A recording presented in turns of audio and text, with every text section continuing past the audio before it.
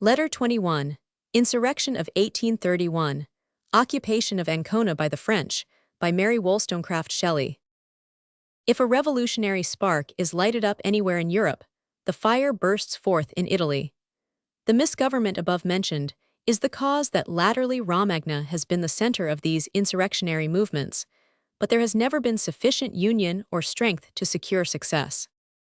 When the French Revolution of 1830 occurred, the surviving Carbonari and the heads of other secret societies believed that the moment was propitious to their designs. The government of Louis Philippe, desirous of drawing away from France the storm that brooded over her from Russia and Austria, excited two unfortunate enslaved countries, Poland and Italy, to rebel.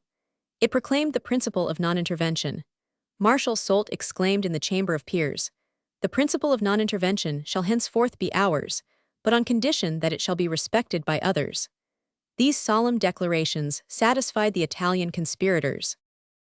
Central Italy, that is, the northern pontifical states-in-chief, with the Duchy of Modena, was to be the focus of their movement, and the chiefs believed that they would be strong enough, at least in Romagna, to cope with the armies of their sovereign, if Austria were not permitted to pour its tens of thousands beyond the boundaries of Lombardy. I have asked Italians for some account of the troubles of those times. "I fear," was the reply, "that it will be difficult to tell anything worthy to be recorded. Horrible disasters, acts of incredible bravery, admirable instances of self-devotion were found side by side with atrocious crimes, but all so scattered and individual that it is scarcely possible to group the events together so as to form a narrative." Discontent, particularly among the upper classes, was general all over Italy. Yet few were willing to risk life and fortune for a cause of which they despaired. The actual revolt was therefore confined to the heads of the secret societies, many of them in exile, and a few thousand young men. The want of talent in some, and of honesty in others among the leaders, led to every disaster.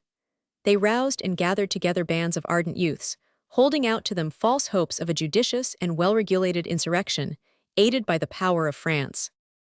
5,000 lads, chiefly of good birth, taken from their boyish studies, withdrawn from the caresses of their mothers, from the pleasures of their homes, without experience, without forethought, who had scarcely reached the threshold of life, rash and untaught, embarked on the difficult and dangerous path of revolt. Their only tie in common was the desire of driving the stranger from their country.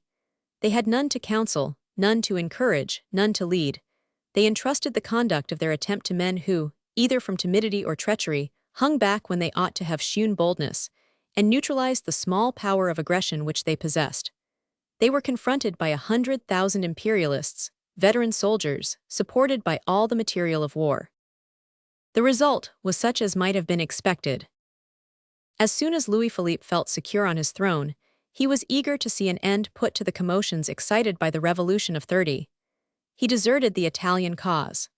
The leaders had no boldness, no military skill. The youths whom they commanded showed bravery, but were too inefficient, few, and ill-armed to cope with a large, disciplined, and veteran army.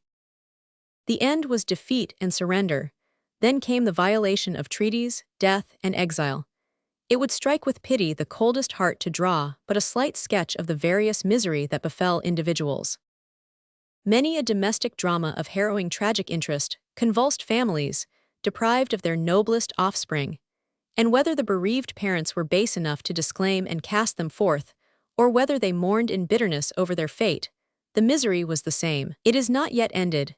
England and France still swarm with unfortunate exiles, the better portion of the insurgents, who sigh to return to their country, but who will not in hardship and banishment make those sacrifices of principle which would at once restore them to rank and wealth. The occupation of Ancona by the French is an event quite distinct from the insurrection of Romagna, though our vague recollections confuse them together. Abandoned by the French, hemmed in by an Austrian army, the insurgents had surrendered, and the pontifical flag again waved over the citadel of Ancona. Still, Romagna was full of commotions, occasioned by their desire for some amelioration of the laws. The five powers of Europe interfered to prevail on the Pope, to yield in some degree to the desires of his subjects. His answer was an edict that overthrew all hope, and confirmed the worst abuses: the superiority of the ecclesiastical courts over the civil, the minor punishments for the clergy compared with the laity, and the continuation of the Inquisition. To enforce these edicts, the Pope, helped by Austria, transacted alone, and declared his intention of sending troops to occupy the four legations. The account of this military occupation is one of the most frightful passages of modern history. The papal regiments were recruited from the prisons and formed of bands of Sanfedisti, the name of troops half brigands, half soldiers, formed by the priests in opposition to the Carbonari, whose frightful history you may find in the pages of Coletta. This soldiery committed every excess. Whether they met with resistance, or, hoping to disarm their ferocity, they were welcomed in the towns as friends. The result was the same outrage, rapine, massacre. The spirit of the people was roused, and Cardinal Albani's army, stained by multiplied acts of barbarity, no longer sufficed for the mastery of the whole of Romagna. Succor was requested from Austria, and promptly afforded. 6,000 Austrians, dragging with them the 5,000 brigands rather than troops, under the pay of the head of the Catholic Church, entered Bologna a second time. The severest discipline was enjoined to the German soldiers, and strictly observed. Prince Metternich was praised for his interference. The result showed his secret intentions.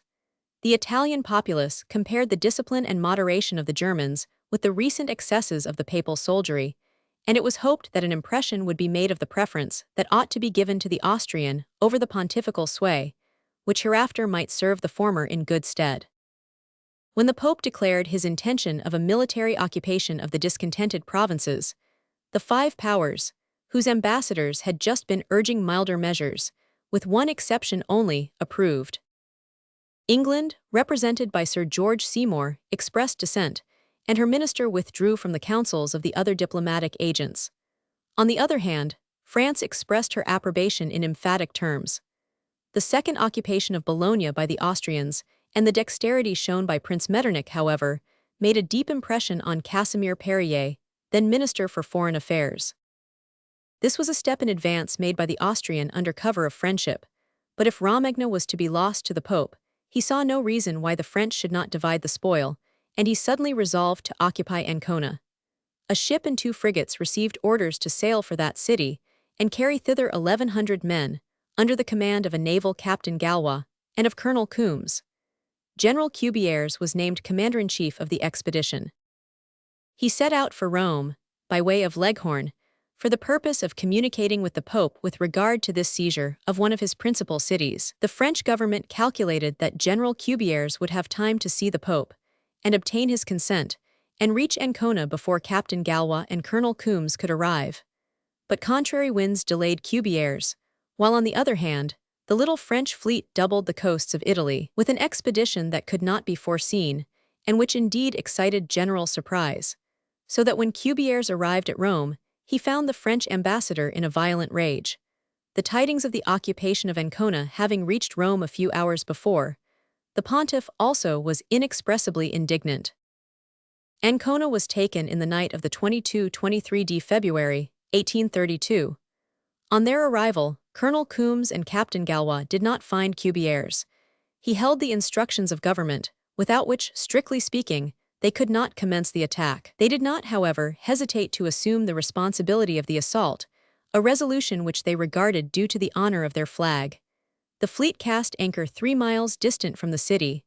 A portion of the French soldiers disembarked without impediment, and in a short time, by a hurried march, they arrived under the walls. The gates were closed. The papal troops would not open them. The sappers of the 66th Regt broke one open with furious blows of the axe and were aided in the work by some of the populace. The French dispersed themselves quickly in the city, disarming the posts. Colonel Lazzarini was made prisoner in his bed before he awoke, and thus, by a coup de main, the French possessed themselves of the city. At daybreak the rest of the troops were disembarked. Colonel Coombs, at the head of a battalion, marched against the citadel. The pontifical troops, frightened, yielded immediately. The French were received as friends into the fortress, and the tricolored flag was hoisted. The people of Ancona cooperated actively with the French, and not a drop of blood was shed. The inhabitants looked on the occupation as the beginning of liberty, and rejoicing and gladness everywhere prevailed. The Italian tricolor floated in all the streets, and over every square. The French raised the cry of Vive la Liberté, which was responded to by the Italians with tumults of joy. The governor of the province and the commandant of the piazza were made prisoners, but afterwards set at liberty, they left Ancona. The state prisons were thrown open, and several chiefs of the insurgents liberated. The city was that night illuminated, and the theaters resounded with patriotic songs. A staff officer got upon a bench in one of the principal cafes, and brandishing a naked sword, declared that the regiment occupying Ancona was merely a vanguard, which announced the liberty of Italy. All Europe was astonished by this event. Austria, in its first movement of surprise, demanded categorical explanations, at the same time that the general of the Austrian troops stationed at Bologna published a proclamation in which he declared that the French had occupied Ancona through the same motives, and for the same ends, which had guided the Austrians in Romagna. The Pope gave immediate orders that his troops should retire from Ancona, and that the provincial government should be removed to Osimo. But this anger on the part of the Vatican was of short duration. It listened to the declarations and protestations of the French government, which had in truth no notion of favoring Italian liberty, but intended simply to check Austria, or at least obtain a part of the spoils, if the Pope lost Romagna. Sad were the conditions upon which the French were permitted to prolong their sojourn at Ancona. The part they filled afterwards redounded to their shame in the eyes of the Italians. They averred that the French soldiers, until the evacuation, only served as esbirri of the papal power, and while the government of France held language openly that made Europe believe that Ancona, while in their possession, was a place of refuge for the liberals, it by its acts proved to the various cabinets that its views were in unison with those of Austria, Prussia, and Russia. A few years ago, Ancona was made over again to the pontiff, the French saving their credit by having the reputation of obtaining in exchange the pardon of some of the exiles of Lombardy, which, in fact, Austria only wanted a pretext and a fair occasion to grant. At present the spirit of revolt is checked, but not quelled in the pontifical states. A volcanic fire smolders near the surface, ready at every moment to burst forth in a flame. The whole of the country before disturbed, the marches, Romagna, the four legations, together with the population of the mountains, are bound together by secret associations, and wait impatiently for the favorable moment when to break their chains. These secret societies, unfortunately, are bad means for seeking a good result, and it is to be feared that the country will never attain a high moral tone and a true feeling of independence till the means used by their leaders are changed. Secret associations ought to be particularly eschewed by the Italians, as tending to foster their principal defect, their cunning. The violence of their passions, which they are so little taught to control, is the source of much crime and unhappiness, but under better laws they would be checked. The cowardice of which they are accused, I regard as a mistake. Mingled with other soldiers, the Italians are as brave as they. It is the want of leaders which has occasioned this low estimation of their courage. No troops will hold together who have not confidence in their generals. In all instances of their defeat, it seems evident that their disasters were not occasioned by cowardice in the soldiers, but absence of military skill among those in command. The habit of deception is the worst fault of the Italians. Accustomed to look on the dark side of human nature and to disbelieve in its virtues, they are ever awake to ward off covert injury by astuteness. While the pure virtues, stainless honor and unspotted truth, belong to few, yet to few they do belong, among them. The evil has been fostered by the bad use to which the confessional has been put during troubled times, by the institution of a secret police by the governments, and by the spread of secret societies. For what is held mysterious, concealed by oaths, and carried on in the dark, must use falsehood as a shield, and terror as a weapon. Little good, I am afraid, has been operated by these associations on the character of the people, and the real interests of the country must result from the improvement of the moral sense. Meanwhile, they occasion frequent and partial insurrections that keep the sovereigns in alarm, but do not advance their cause. It cannot be expected that Italy should be able to liberate itself in a time of lethargic peace like the present, and the attempts of the few who, from time to time, are driven by indignation and shame to take up arms, are but the occasion of tears and grief. They form a band of hidden and obscure victims, which each year that power devours that holds them in slavery. It may even be doubted whether an European commotion would give an occasion favorable to Italy. We must not forget that the people are demoralized and degenerate. The present affords no glimmering light by which we may perceive how the regeneration of Italy will be effected. It is one of the secrets of futurity at which it is vain to guess.